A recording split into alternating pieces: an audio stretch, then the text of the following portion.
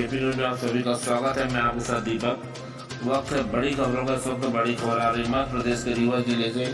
जैसा कि आप सभी को मालूम ही होगा, रीवा व्हाइट टाइगर के नाम से जाना जाता है। पूरे देश विदेश में विदित है। रीवा बिंद बघेलखंड में सबसे पहला सफेद शेर पाया गया था। रीवा राजघराना रहा है सदैव। रीवा के महाराजा मार्तंड सिंह ने मई 1951 में सीधी जिले के बरगढ़ी के जंगल में शिकार के दौरान पकड़ा था, जिसके बाद महाराजा ने रीवा के गोविंदगढ़ किले में सफेद शेर को लाया, जिसका पालन पोषण हुआ।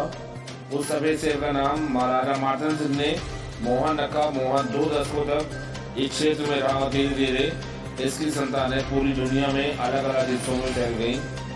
दुनिया भर में फैले हैं रीवा के सफेद शेर मोहन के वंशज।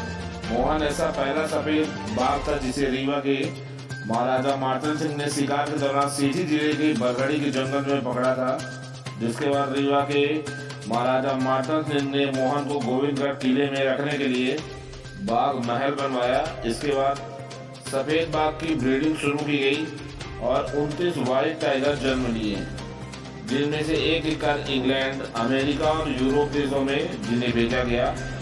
सफेद बाघ होने की आश्चर्यजनक खबर सुनकर भारत के राष्ट्रपति राजेंद्र प्रसाद एवं प्रधानमंत्री जवाहरलाल नेहरू रीवा आए थे।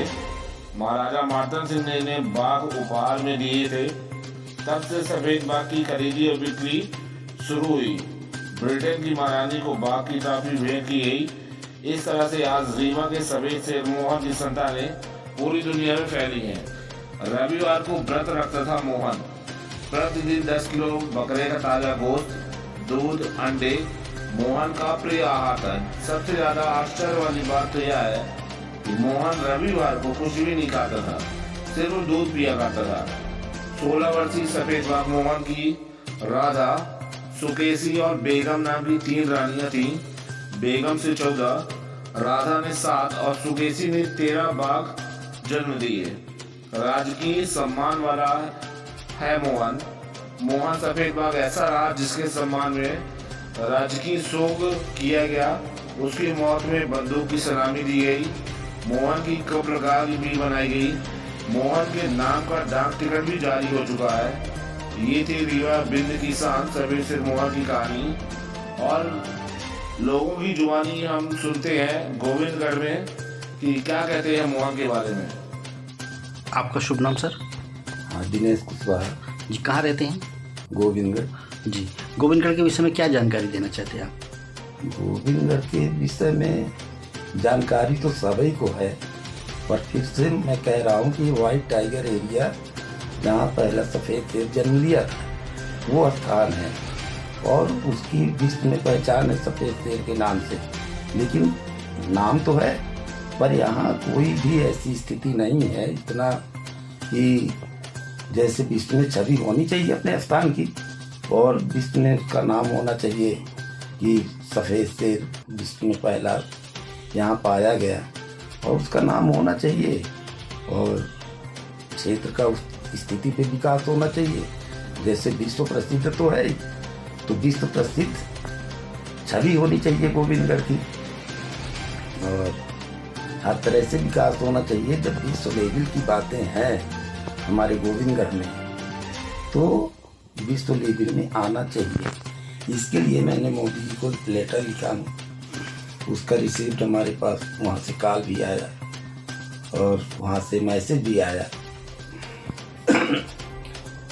चल रहा है, और ईश्वर चाहेगा तो आप सबका आशीर्वाद होगा निश्चित ही।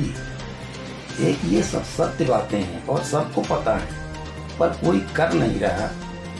अब जरूरत है कि अपने गोविंदगढ़ के विकास के लिए एक सार्वजनिक संगठन की भी आवश्यकता है। इसके पहले भी मैं एक सार्वजनिक संगठन बनाया था जो सबसे धार्मिक था।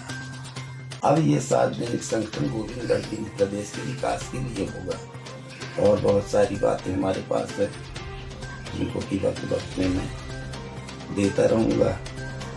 और हमारा बस सिर्फ यही निवेदन है कि जो सत्य है उस सत्य को स्वीकार किया जाए और गोविंदगढ़ को गोविंदगढ़ की पहचान दी जाए, इसी के लिए मैं प्रार्थना कर रहा हूँ सबसे, और अपने से प्रयास भी कर रहा हूँ। और अभी और लेटर लिखेंगे हैं, और जहाँ तक मीडिया साथ दे देगी तब तो ये काम छोटा हो जाएगा, जो हमारे लिए बहुत बड़ा लग रहा है।